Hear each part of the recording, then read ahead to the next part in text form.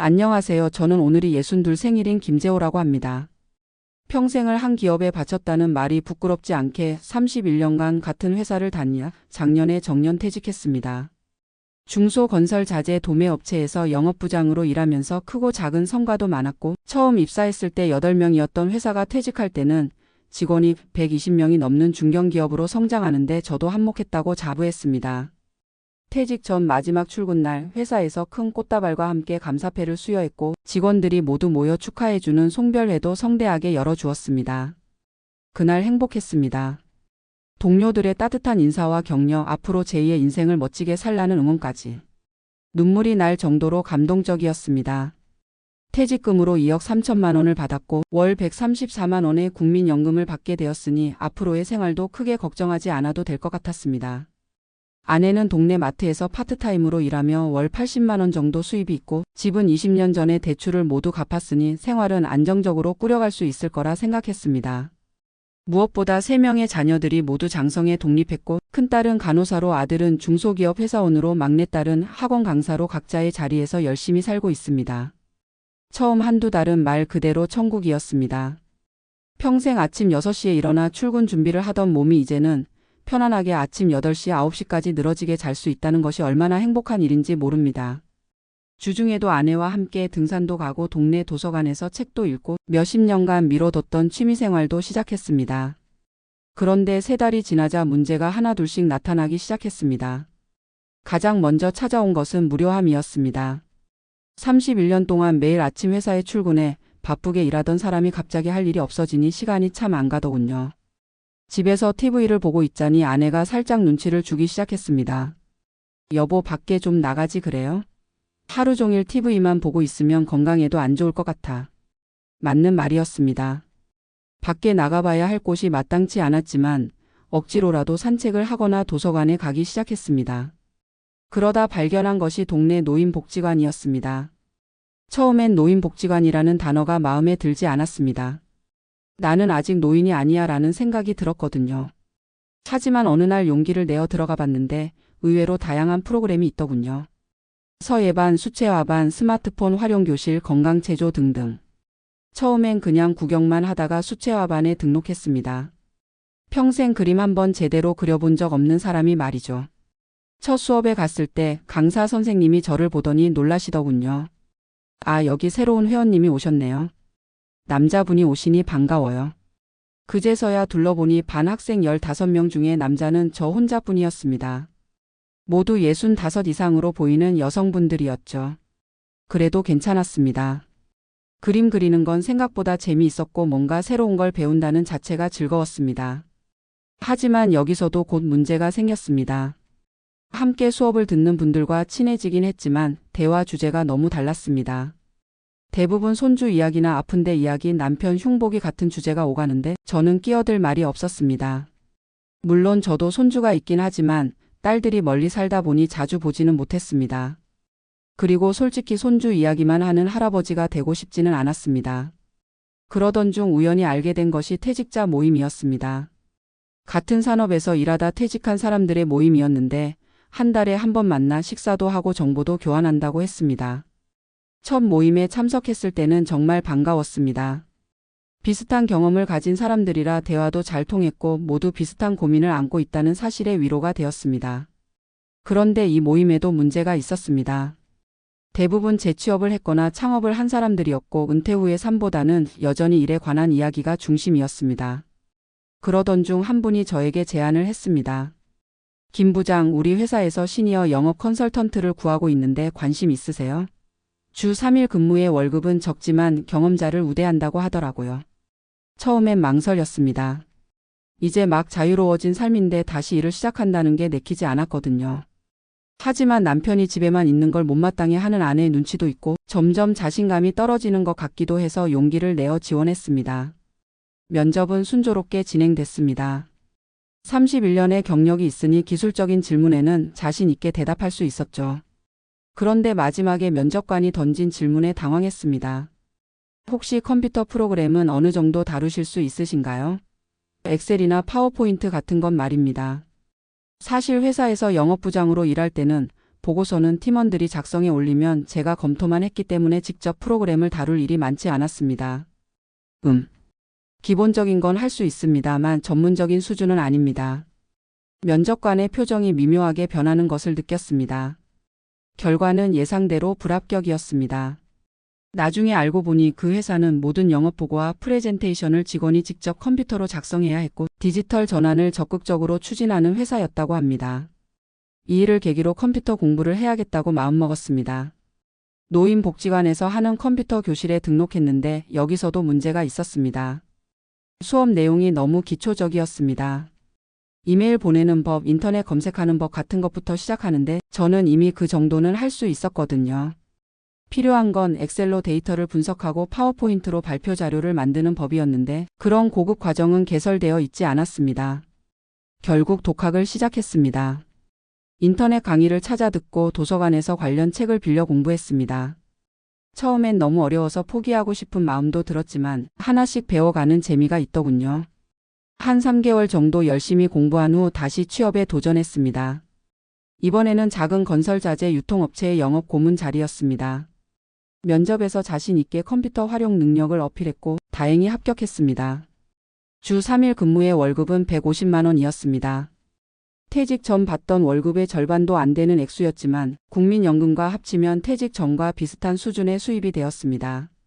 무엇보다 다시 일할 수 있다는 것이 기뻤습니다. 아침에 일어나 출근 준비를 하고 사람들과 만나 이야기하고 내 경험과 지식이 누군가에게 도움이 된다는 사실이 행복했습니다. 아내도 무척 좋아했습니다. 여보, 요즘 표정이 밝아졌어요. 역시 사람은 일이 있어야 활력이 생기나 봐요. 그렇게 3개월이 지나고 6개월이 지났습니다.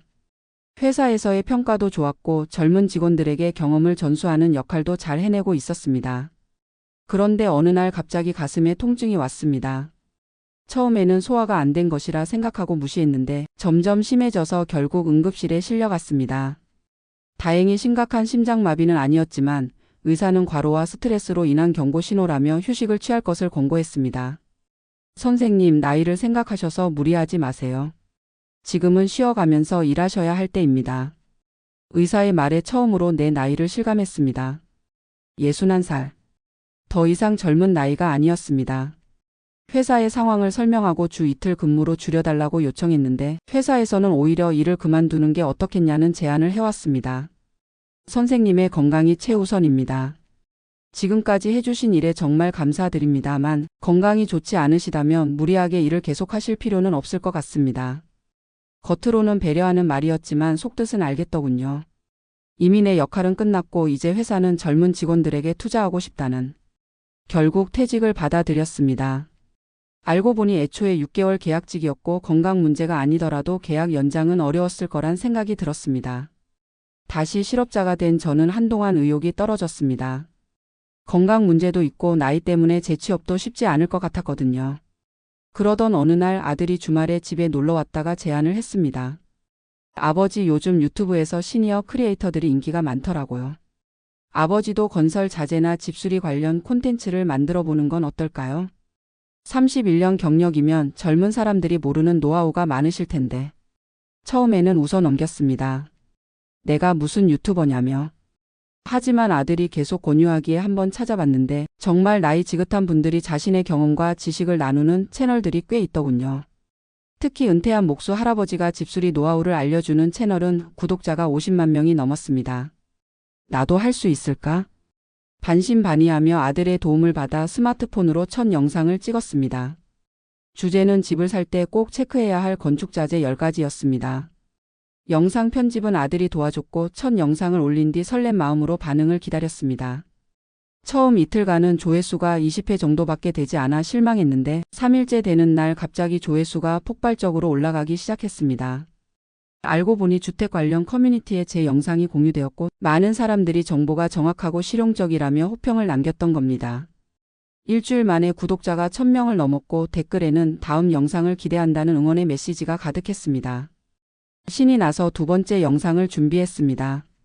이번에는 건설업체가 원가를 절감하기 위해 사용하는 꼼수 5가지라는 다소 자극적인 제목으로 영상을 올렸는데 이건 더 큰 반응을 얻었습니다. 특히 아버지 뻘 되는 분이 알려주시니 더 신뢰가 가요. 이런 정보는 정말 돈 주고도 살 수 없는 것 같아요라는 댓글들이 달리기 시작했습니다. 그렇게 한 달 만에 구독자 5,000명을 달성했고 매주 한두 개씩 영상을 올리다 보니 이제는 편집도 어느 정도 혼자서 할 수 있게 되었습니다. 하지만 유튜브 활동이 수익으로 이어지기까지는 시간이 필요했습니다. 첫 수익이 발생한 것은 3개월이 지난 후였고 그것도 한 달에 20만 원 정도였습니다. 그래도 취미 삼아 하는 일에서 수익이 생긴다는 것이 신기했고 무엇보다 많은 사람들에게 도움을 준다는 사실이 보람찼습니다. 구독자가 늘어나면서 관련 업체에서 협찬 제안도 들어오기 시작했습니다. 처음에는 거절했는데 직접 써보고 괜찮은 제품이면 소개해주는 조건으로 몇 개의 제안을 수락했습니다. 그렇게 유튜브 활동은 단순한 취미를 넘어 소소한 수입원이 되었고 한 달에 70만 원에서 100만 원 정도를 벌게 되었습니다. 국민연금 134만 원에 유튜브 수익 70만 원, 아내의 파트타임 수입 80만 원까지 더하면 월 280만 원 이상의 수입이 생기니 생활하는 데는 부족함이 없었습니다. 그런데 문제는 다른 곳에서 찾아왔습니다. 퇴직 후 1년 정도가 지나자 친구들과 연락이 뜸해지기 시작했습니다. 회사 다닐 때는 자주 만나던 친구들도 이제는 한 달에 한 번 보기 힘들었습니다. 다들 바쁘다는 핑계로 모임에 나오지 않았고 전화를 해도 곧 만나자는 말만 하고 실제로 약속이 잡히는 경우는 거의 없었습니다. 더 슬픈 것은 자녀들과의 관계였습니다. 결혼하고 독립한 큰딸은 타지에 살고 있어 명절에나 얼굴을 볼 수 있었고 아들과 막내딸도 자신들의 삶이 바빠서인지 연락이 점점 뜸해졌습니다. 특히 퇴직 전에는 크고 작은 집안일에 제 의견을 물어오던 아이들이 이제는 자신들끼리 결정하고 나중에 통보하는 식으로 바뀌었습니다. 한 번은 아들이 집을 구입하는 과정에서 제게 조언을 구하지 않고 결정했다가 문제가 생겼을 때 뒤늦게 도움을 요청한 적이 있었습니다. 아버지, 제가 집 계약할 때 미리 여쭤볼 걸 그랬어요.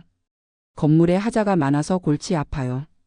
속으로는 진작 물어봤으면 이런 일이 없었을 텐데라는 생각이 들었지만 겉으로는 괜찮아, 아빠가 한번 봐줄게라고 대답했습니다. 이런 일들이 쌓이면서 점점 소외감을 느끼기 시작했습니다. 사회에서, 가정에서 내 존재감이 줄어들고 있다는 느낌.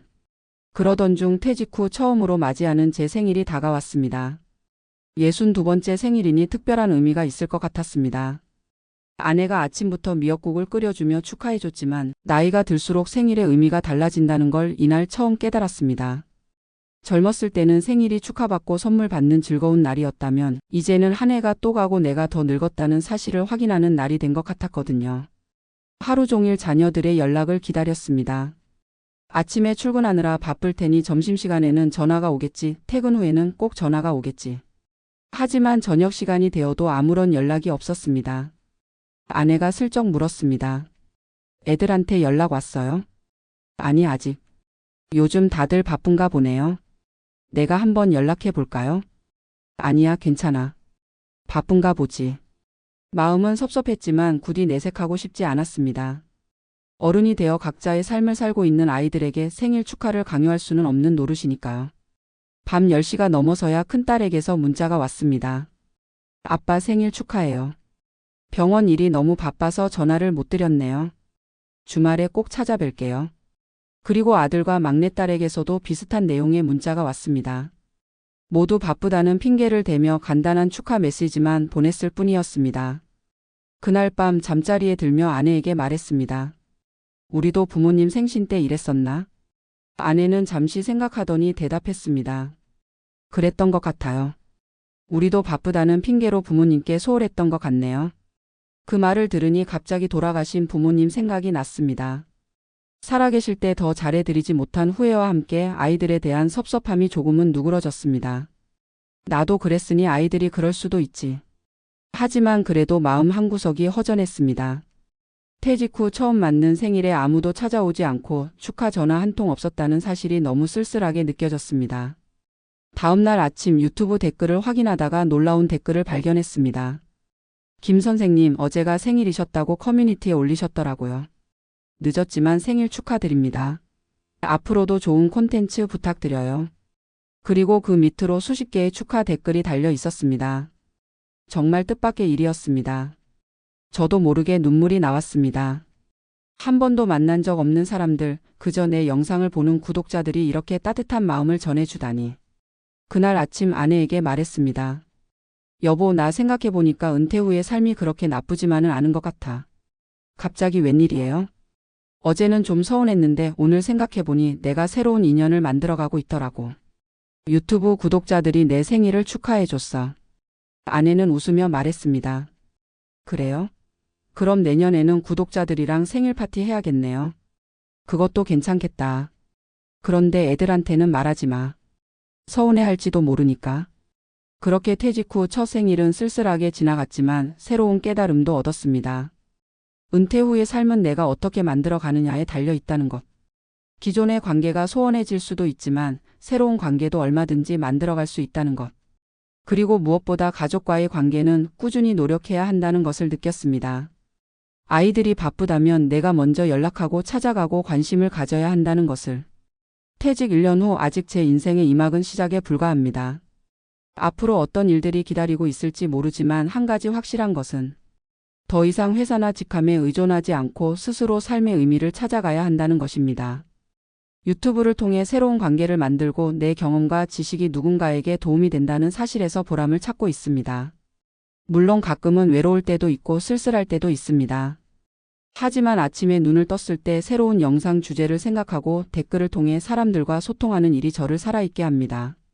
며칠 전에는 제 첫 번째 영상을 본 대학생이 직접 메시지를 보내왔습니다. 선생님 덕분에 집 계약할 때 건축자재 문제를 미리 발견해서 큰 손해를 막았어요.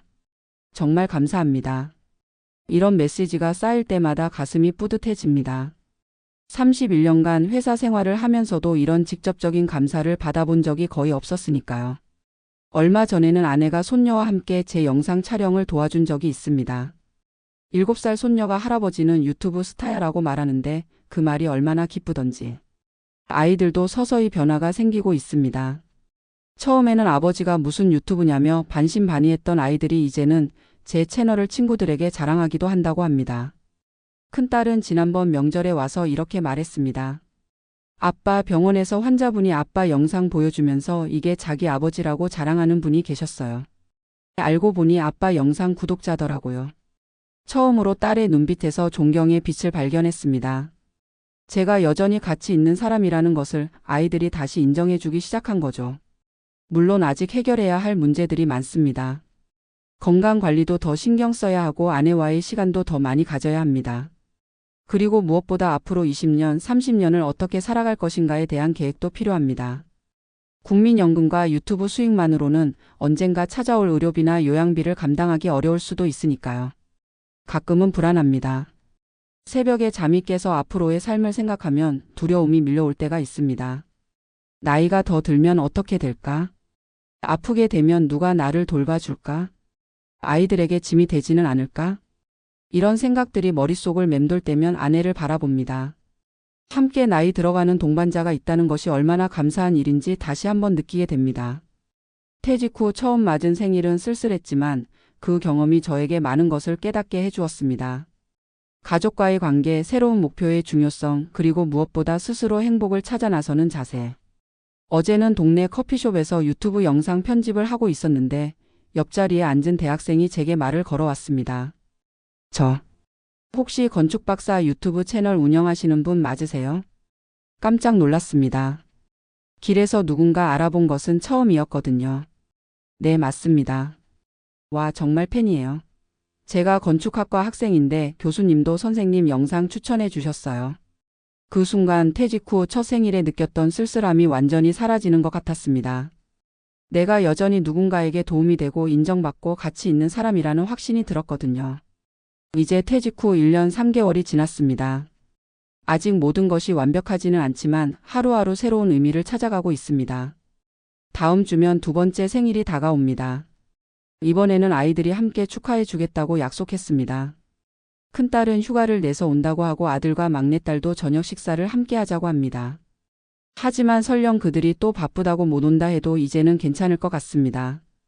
유튜브 구독자들과 함께하는 온라인 생일 방송을 계획하고 있거든요. 퇴직은 끝이 아니라 새로운 시작입니다. 처음엔 두렵고 막막했지만 지금은 오히려 기대가 됩니다. 앞으로 어떤 새로운 경험들이 저를 기다리고 있을지. 가끔 옛 직장 동료들을 만나면 그들은 여전히 회사 이야기, 승진 이야기, 스트레스 이야기를 합니다. 그런 이야기를 들을 때면 오히려 제가 더 자유롭고 행복한 것 같다는 생각이 듭니다. 삶의 무게는 직책이나 월급에 있는 것이 아니라 자신이 얼마나 의미 있는 일을 하고 있는가에 달려 있다는 걸 이제야 깨달았습니다. 퇴직 후 처음 맞은 생일은 쓸쓸했지만 그 쓸쓸함이 오히려 저를 성장시켰습니다. 가족과의 관계를 다시 생각하게 했고 새로운 도전을 하게 만들었으니까요. 이제 생각해보면 그날의 쓸쓸함이 없었다면 지금의 행복도 없었을지 모릅니다. 인생은 참 묘한 것 같습니다. 실패와 좌절이 새로운 기회와 행복의 씨앗이 되기도 하니까요. 그러니 은퇴를 앞두고 계신 분들 혹은 이미 은퇴하신 분들께 말씀드리고 싶습니다. 두려워하지 마세요. 끝이 아니라 새로운 시작입니다. 회사에서의 역할은 끝났을지 모르지만 인생에서의 역할은 아직 많이 남아 있습니다. 가족에게, 사회에게, 그리고 무엇보다 자신에게. 저는 앞으로도 계속 도전할 것입니다. 유튜브 채널을 더 키우고 책도 한 권 써보고 싶고 언젠가는 젊은 건축가들을 위한 멘토링도 해보고 싶습니다. 그리고 무엇보다 아내와 함께 건강하게 오래오래 살면서 아이들과 손주들의 성장을 지켜보고 싶습니다. 퇴직 후의 삶이 끝이 아니라 새로운 시작이라는 것을 저는 이제 확신합니다. 여러분도 그렇게 느끼실 수 있길 바랍니다. 그리고 자녀분들께 말씀드리고 싶습니다. 부모님의 퇴직이 그분들의 인생에서 얼마나 큰 변화인지 이해해 주세요. 특히 처음 맞는 생일이나 기념일에는 더욱 관심을 가져주세요. 작은 전화 한 통, 짧은 방문 한 번이 그분들에게는 큰 위로와 힘이 된답니다. 저의 이야기가 누군가에게 위로와 용기가 되었으면 좋겠습니다. 퇴직 후 첫 생일에 아무도 찾아오지 않았던 그 쓸쓸함이 이제는 감사한 경험으로 바뀌었으니까요. 인생은 계속됩니다. 끝이 아니라 새로운 시작입니다.